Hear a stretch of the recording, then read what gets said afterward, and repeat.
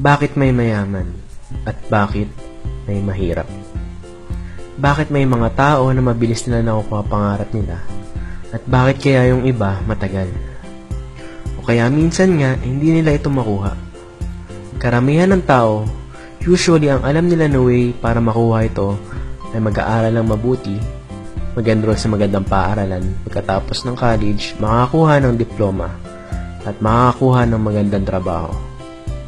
At kapag nagkaroon ng magandang trabaho, magkakaroon ng magandang income. At matutupad na ang pangarap niya.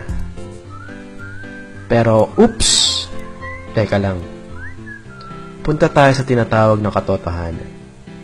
Na pagkatapos mo graduate, malaking porsyento ng tao ay pumapasok sa pintuan na samahan na walang trabaho. Ang katotohanan, kung may trabaho ka ngayon, totoo ba na masaya ka sa trabaho mo? Kung nagtatrabaho ka, kailan ka titigil? Kaya ka nagtatrabaho para matustusan ang pangangailangan. Ang pangangailangan ba tumitigil rin? Hindi. Kaya hindi ka rin pwede tumigil. At kung may trabaho ka, may savings ba na natitira? Ang problema ng tao, hindi sa laki o liit ng sahod. Hindi rin sa opportunity. Ang problema ng tao, financial awareness. Ang pera ni Juan presents ang cash flow quadrant.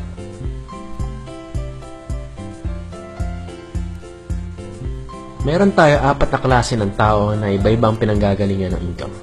Ito ang tinatawag na ESBI or tinatawag nating employee, self-employed, business, and investment. Magsimula tayo sa employee. Mga klase ng tao dito ay kumikita sa pag-work sa ibang tao.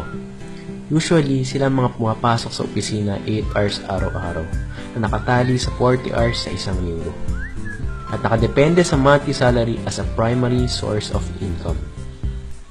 Ang typical characteristics ng employee ay gusto nila ng security at magandang benefit sa trabaho. Ang kailangan mo dito, maraming time at maraming effort bago ka kikita ng malaki. Sunod naman ay self-employed o small business. Dito naman, kadalasan ayaw nila na may nagtatrabaho para sa kanila. Gusto nila, sila mismo ang gumagawa. Halimbawa nito ay mga ahente, mga walang boss, yung hawak nila oras nila, karpentero, doktor, sari-sari store. As long as ginagamit mo yung lakas mo at oras mo, ikaw ay self-employed.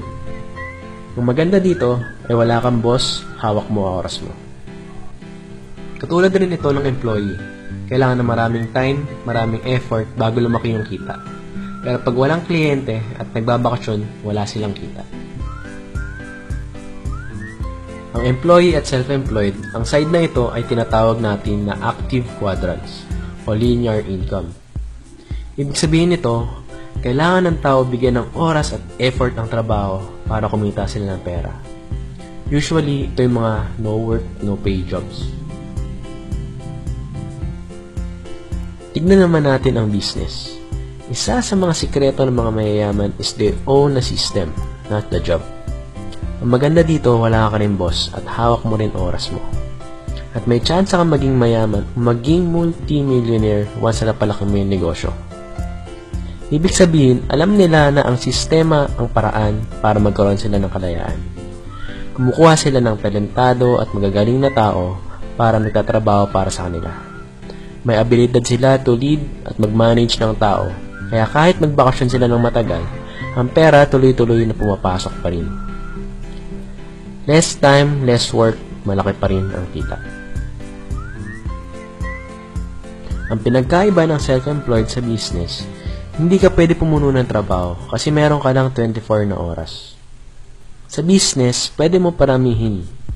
Ibig sabihin, kung hindi mo na kaya magbenta, kumuha ka ng taga-benta. Kung hindi mo na kaya magbilang ng pera, kukuha ka na ng taga-bilang ng pera. Ibig sabihin, napaparami mo yung sarili mo dito. At dumarating sa punto na hindi ka na nagtatrabaho pero kumikita ka pa rin ng pera. Ito ang advantage ng magnegosyo.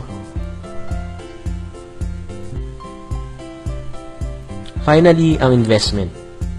Dito, ang pera mo ay nagtatrabaho na lang para sa'yo. Kahit walang effort at walang time, kumikita ka pa rin. Usually, ito yung mga kumikita sa stocks, forex, real estate, at iba pa. Halimbawa nito, kung meron kang 10 million na pera na naka-invest at may interest ito na 5% sa isang taon, magkakaroon ka ng 500,000 pesos. Kaya mo na kaya mabuhay nito ngayon? Ito ang pinagkaiba ng investment. Ang business at investment, ang side na ito ang tinatawag natin na passive quadrants or passive income. Ibig sabihin, palagi sila kumikita kahit hindi sila nag-e-effort at nagbibigay ng oras.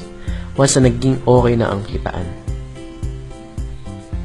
Ngayon, alam mo na kung bakit lahat ng mayayaman ay narito sa quadrant na ito. At kung gusto mo umasenso sa pinansyal at nasa E or S quadrant ka ngayon, kailangan mo dahan-dahan pumunta sa business quadrant, tapos sa investor quadrant, hanggang maging stable na or profitable na yung kita mo at kaya mo na iwan yung job mo. Kung mapapansin mo, sa passive quadrant, gumagamit sila ng others people's time, others people's effort, and others people's money. Kaya sila meron time and financial freedom. Ngayon, alam mo na kung saan quadrant ka at ano ang dapat mong gawin para umasenso sa pinansyal. Gusto mo ba magkaroon ng sistema katulad ng mga nasa business quadrant? Sistema na makatulong sa iyo para umasenso at makita ang sarili mo na masagana sa buhay. Pwede ka dito, pero sandali lang. Hindi lahat pwede dito. Bawal ang walang gagawing mentality, kikita ng malaki dito. Kung isa ka sa masipag na gagawin lahat para kumita ng malaki, may pangarap, gusto magbago buhay mo o family mo, simply message mo lang ang page na to, ang Pera ni Juan.